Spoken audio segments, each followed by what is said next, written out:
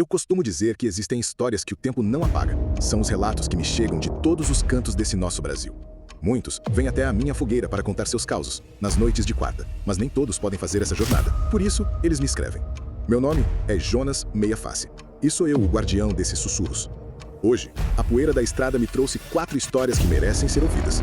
Se tem coragem de fazer parte da nossa irmandade, se inscreva no canal e deixe seu like. Agora, apague as luzes, coloque o fone de ouvido e venha ouvir os sussurros do sertão. Primeiro relato. Boa noite, Jonas. Meu nome é Otávio. Eu cresci ouvindo as histórias do seu canal, mas sempre como entretenimento. Para mim, com o meu diploma de agronomia debaixo do braço, folclore era só folclore. Um eco primitivo num mundo que agora é governado pela ciência. Eu achava que entendia a terra. Mal sabia eu que a terra onde pisei a vida inteira tinha um dono muito mais antigo que a minha família. Voltei para a fazenda do meu pai, no coração do Pantanal, há 6 meses. Voltei cheio de planos: otimizar pastagens, modernizar a gestão, transformar nosso pedaço de mundo num modelo de eficiência. Meu pai, seu Francisco, um homem que entende mais de nuvem de chuva do que de planilha, apenas sorria e dizia: "Calma, meu filho, nessa terra a gente pede licença até pro vento." As noites na varanda da sede eram um mergulho no passado. Os peões, depois da janta, contavam seus causos. E sempre voltavam à mesma lenda, a da nossa fazenda. A história do herdeiro, um espírito de onça pintada que seria o verdadeiro dono de tudo aquilo e que, através de um pacto antigo, protegia a propriedade. Eu ria. Então nosso agronegócio tem um CEO sobrenatural? Eu brincava. E os homens ficavam em silêncio, me olhando com uma mistura de pena e medo. Numa noite de chuva forte, meu pai me pediu para não sair, mas a teimosia da minha juventude falou mais alto. Peguei a caminhonete para verificar uma bomba d'água num pasto distante. A estradinha de terra era um túnel escuro no meio da mata ciliar. O celular, claro, sem sinal. Foi na volta que aconteceu. No meio da escuridão, um vulto enorme cruzou a frente da caminhonete. Eu pisei no freio, mas foi tarde demais. O impacto foi um baque surdo, pesado. Não o baque de um capivara ou de um veado. Foi denso, maciço. O motor da caminhonete tossiu e morreu. O silêncio que se seguiu foi quebrado apenas pela chuva e pelo meu coração na garganta. Peguei a lanterna e desci. Havia um amassado feio e uma mancha de sangue escuro no para-choque. Iluminei a estrada, procurando o corpo. Não havia nada. Apenas os rastros. As pegadas na lama eram enormes, as patas de uma onça pintada, mas do tamanho de um prato. E não havia sinal de que o bicho estivesse ferido, se arrastando. As pegadas eram calmas, fundas, poderosas. Elas simplesmente entravam na escuridão da mata como se nada tivesse acontecido. Voltei para a sede, assustado. Meu pai me esperava na varanda. Quando contei, ele não perguntou do carro. Ficou pálido e me fez a pergunta mais estranha. "Ela te viu, meu filho? A onça te olhou nos olhos?" Naquela noite, o inferno começou. Deitado na minha cama, ouvi o rosnado. Um rosnado baixo, gutural, que vibrava no vidro da janela como o ronco de um motor. Não era um animal longe, era ali, do lado de fora. Na noite seguinte, eu vi. Da varanda, olhei para a escuridão na beira do rio e vi 2 pontos de luz amarela. Olhos. Olhos que não piscavam, que não desviavam, apenas me encaravam. Ficaram ali por quase 1 hora. Os peões passaram a me evitar. Se eu chegava perto, eles baixavam a cabeça, benziam-se discretamente e se afastavam. Eu estava marcado.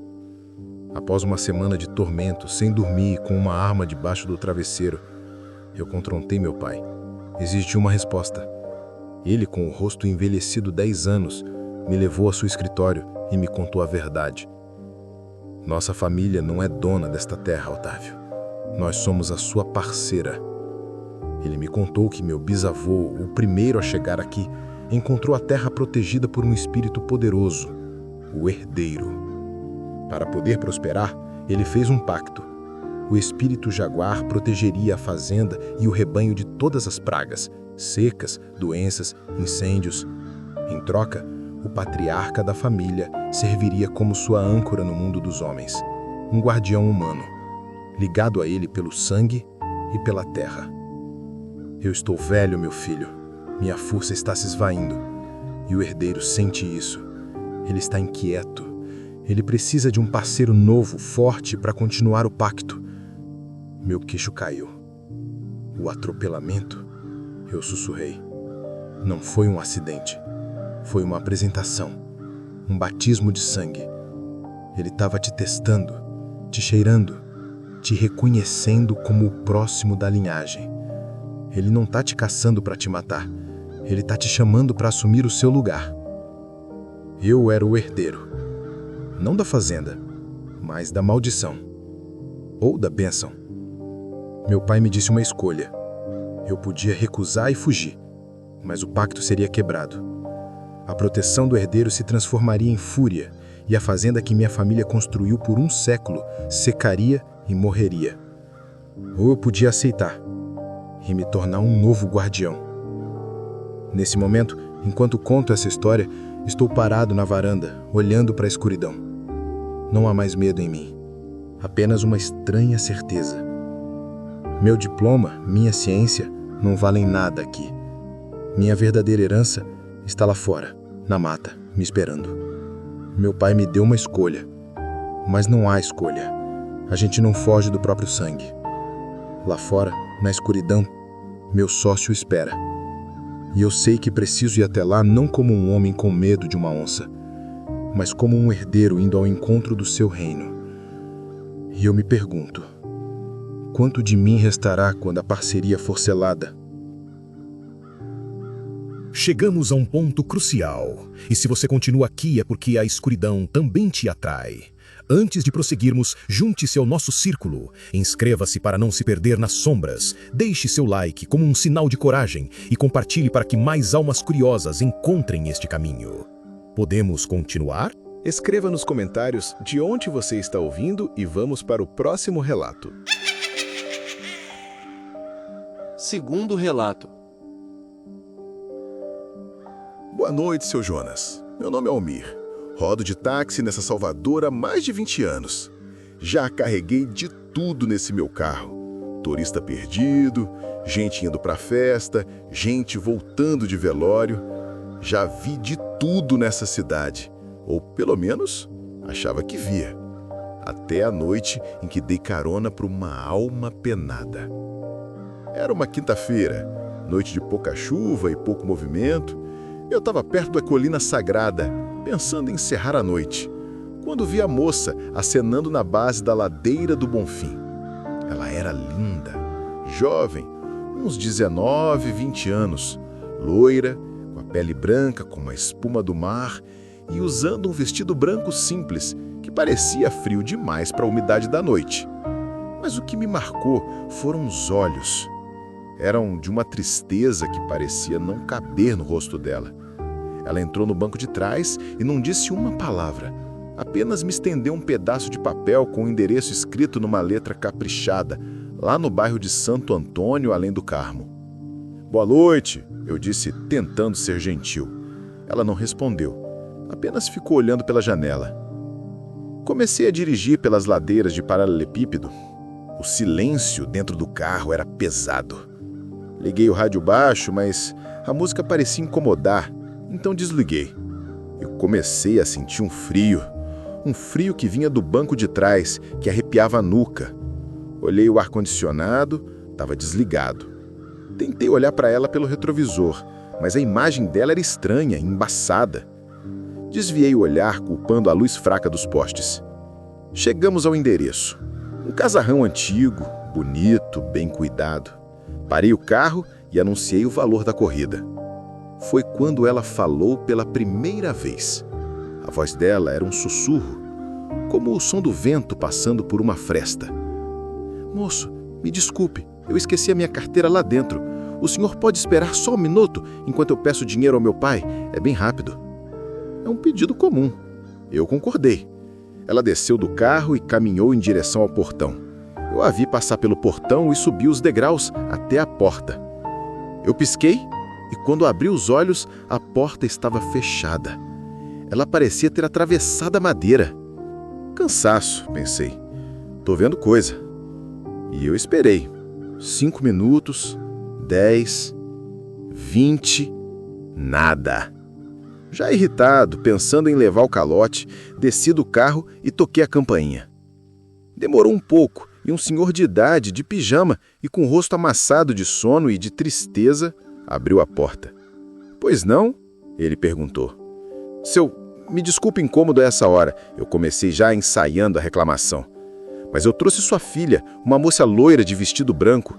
Ela entrou há mais de 20 minutos para pegar o dinheiro da corrida e não voltou." O rosto do velho não demonstrou surpresa. Demonstrou uma dor imensa. Os olhos dele se encheram d'água. "Entre, meu filho," ele pediu com a voz embargada.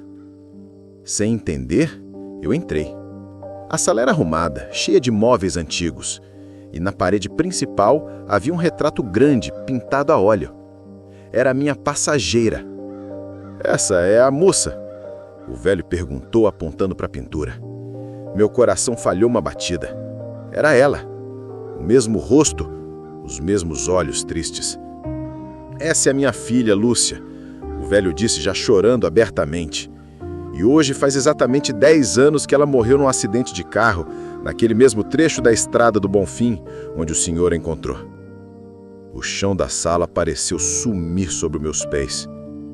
Todo ano, no aniversário da morte dela, ele continuou secando as lágrimas. "A alma penada da minha menina tenta voltar para casa. Ela pega uma carona com alguém. E todo ano, um motorista de bom coração, um anjo da guarda que Deus manda, atrás até a minha porta, para que eu saiba que ela ainda se lembra de mim." Eu não sabia o que dizer. Não era uma assombração, era um ritual de luto entre um pai e sua filha morta. E eu tinha sido o celebrante daquela noite. Recusei o dinheiro que ele me ofereceu e voltei para o meu táxi, em estado de choque. Dirigi sem rumo por um tempo. Quando finalmente parei para respirar, fui arrumar o banco de trás. E no chão, no exato lugar onde ela havia estado sentada, havia uma pequena fita branca, um pouco úmida. Uma fitinha do Senhor do Bonfim. A prova de que ela esteve ali. Desde aquela noite, eu olho diferente para os passageiros que entram no meu carro. A gente nunca sabe a história que eles carregam, ou há quanto tempo eles já morreram. Se um dia um taxista em Salvador te contar que deu uma carona para um fantasma, não duvide. Apenas pergunte se a corrida era para a Igreja do Bonfim, ou se era para a volta para casa. Porque em Salvador, até os mortos sentem saudade. Terceiro relato. Boa noite, Jonas. Meu nome é Roberto. Eu sou arquiteto. Sempre lidei com projetos, com ângulos, com a solidez do concreto. O passado, para mim, era algo a ser estudado e admirado à distância, preservado em museus. Até que eu, sem querer, desenterrei um pedaço do passado que se recusava a ficar no passado. Tudo começou quando realizei o sonho da minha vida. Comprei um terreno no interior de São Paulo, perto de Itatiba, para construir minha própria casa, um refúgio da loucura da capital. A terra era linda, pacífica, com uma vista para colinas cobertas de mata. Durante a escavação para a fundação da casa, a pá da retroescavadeira bateu em algo metálico e pesado. Eu, curioso, pedi para pararem. Desci na vala e, na terra vermelha, encontrei. Não era uma pedra, era uma esfera de chumbo, pesada, disforme, do tamanho de um ovo de codorna, coberta por séculos de oxidação. Uma bala de matacão, de um antigo arcabuz. Fiquei fascinado. Era um pedaço da história dos bandeirantes na palma da minha mão.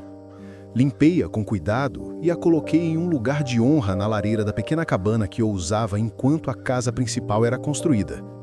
Foi o meu primeiro erro. Os pesadelos começaram naquela mesma noite. Não eram sonhos normais. Eram memórias. Eu estava em uma mata fechada que eu não conhecia, vestindo botas de couro pesadas e carregando um arcabuz enferrujado. Eu sentia uma exaustão que doía nos ossos, mas também sentia uma febre, uma cobiça por ouro e uma crueldade fria que me enojavam ao acordar. No sonho, porém, aqueles sentimentos eram meus. A cada noite, os sonhos ficavam mais vívidos. Eu via os rostos dos meus companheiros, homens brutais. Eu ouvia os gritos dos índios que caçávamos. Eu sentia o ódio deles. E o homem do sonho começou a vazar para a minha vida. Eu, um cara calmo, me tornei pavio curto, explodindo com os pedreiros por qualquer coisinha. Passei a olhar meus vizinhos com uma desconfiança paranoica. Cheguei a comprar uma pistola para proteção, algo que o Roberto de um mês atrás jamais faria. Eu passava horas limpando-a, sentindo o peso frio do aço na mão. Eu estava me tornando o homem dos meus pesadelos.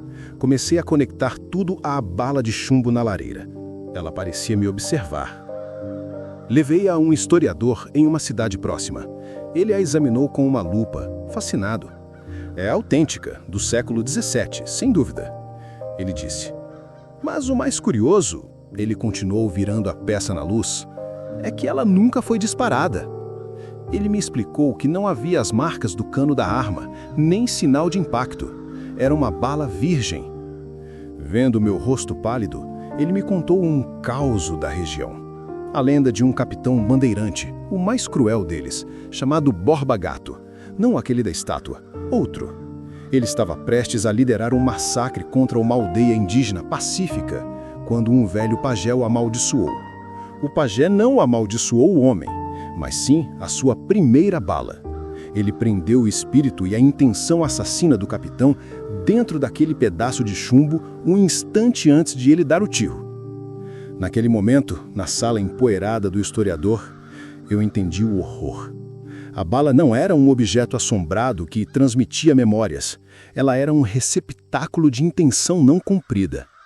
O espírito do bandeirante não estava me mostrando o passado. Ele estava tentando me usar para recriá-lo. A minha raiva, a minha paranoia, a minha nova obsessão por armas, era ele, sussurrando através do chumbo, me preparando, me moldando para ser o seu novo braço. Ele não queria me assombrar, ele queria que eu me tornasse ele. A maldição só seria quebrada, o espírito só seria liberto se a bala finalmente completasse sua jornada. Se ela fosse, enfim, disparada. Com ódio, com violência. A história não é sobre um fantasma que me assombra. É sobre um fantasma que quer me usar. Ele quer pegar carona na minha raiva, no meu medo, para terminar o serviço que começou há 400 anos.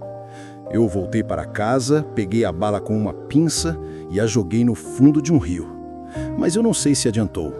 A semente da violência dele já foi plantada em mim. Eu estou aqui, na minha casa dos sonhos, com a minha arma guardada, e o fantasma do bandeirante está com o dedo no meu gatilho, esperando. E eu não sei por quanto mais tempo eu vou conseguir dizer não. Se um dia vocês acharem um pedaço de história enterrado no seu quintal, talvez seja melhor deixá-lo enterrado, porque alguns passados não querem ser lembrados, eles querem ser revividos. Quarto relato. Boa noite, Jonas. Meu nome é Sofia. Sou enfermeira no turno da noite há 15 anos em um grande hospital de Belo Horizonte. Eu já vi a vida começar e já vi a vida terminar mais vezes do que consigo contar. A morte para mim nunca foi um fantasma. Era um procedimento, um evento clínico. Triste, mas natural. Até que eu comecei a sentir o cheiro dela chegando. A primeira vez foi num plantão tranquilo de terça-feira. Eu estava fazendo minha ronda no terceiro andar e, ao passar em frente ao quarto 308, um cheiro me atingiu com força. Não era cheiro de hospital, de éter ou de remédio. Era um cheiro específico, inconfundível. Um cheiro doce e amargo de cravo de defunto e crisântemo, misturado com aroma de café preto, forte e recém-passado. Era o cheiro exato de um velório. Achei que estava ficando louca. Olhei dentro do quarto, nada de flores, nada de café. Perguntei à minha colega se ela sentia. Ela me olhou como se eu fosse doida. Cheiro de quê? Só sinto cheiro de limpeza. Tentei esquecer. 1 hora depois, o paciente do 308, um senhor que estava estável, teve uma parada cardíaca fulminante. e morreu. Uma semana depois, aconteceu de novo. O mesmo cheiro, forte, parado no ar em frente ao quarto 315. E antes do amanhecer, a paciente se foi. Aquele cheiro se tornou meu terror, meu companheiro indesejado nas longas madrugadas no hospital. Eu aprendi a temê-lo. Era um conhecimento horrível, uma sentença que só eu podia ler. Caminhar por um corredor silencioso e de repente sentir aquela lufada doce e amarga no ar, meu coração gelava. Eu sabia que, em algumas horas, um leito ficaria vago. Eu olhava para um paciente dormindo, sentindo o cheiro de velório ao redor dele e sentia uma culpa terrível por saber o que ele ainda não sabia. Eu não podia contar a ninguém. Me chamariam de louca, de agurenta. Virei a enfermeira da má sorte, para mim mesma. Um fardo que carreguei sozinha por meses. Até a noite em que a dona Isadora foi internada. Ela era uma senhora de 92 anos, frágil como um passarinho, mas com uma lucidez e uma doçura raras. Sabia que seu tempo era curto e não tinha medo. Criei um carinho especial por ela. Numa noite de sábado, entrei em seu quarto e fui atingida pela lufada. Mas dessa vez era diferente. Estava mais forte do que nunca.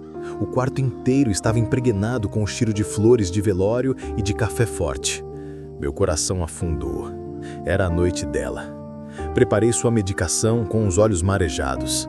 Ela parecia dormir. Cheguei perto para ajeitar seu travesseiro quando ela abriu os olhos. Mas não olhou para mim.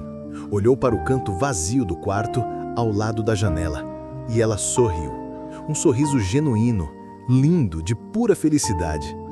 Finalmente, ela sussurrou, com a voz que era quase um sopro. Calma, dona Isadora, descanse, eu disse, achando que era delírio. Ela balançou a cabeça de leve, sem tirar os olhos do canto do quarto. Ela disse e as luzes de seus olhos brilharam. Eles chegaram, minha filha. Olha só como gentis. Trouxeram até flores e um cafezinho quente para a vigília. Flores? Cafezinho quente? A vigília? As palavras dela me atingiram como um raio. O ar saiu dos meus pulmões.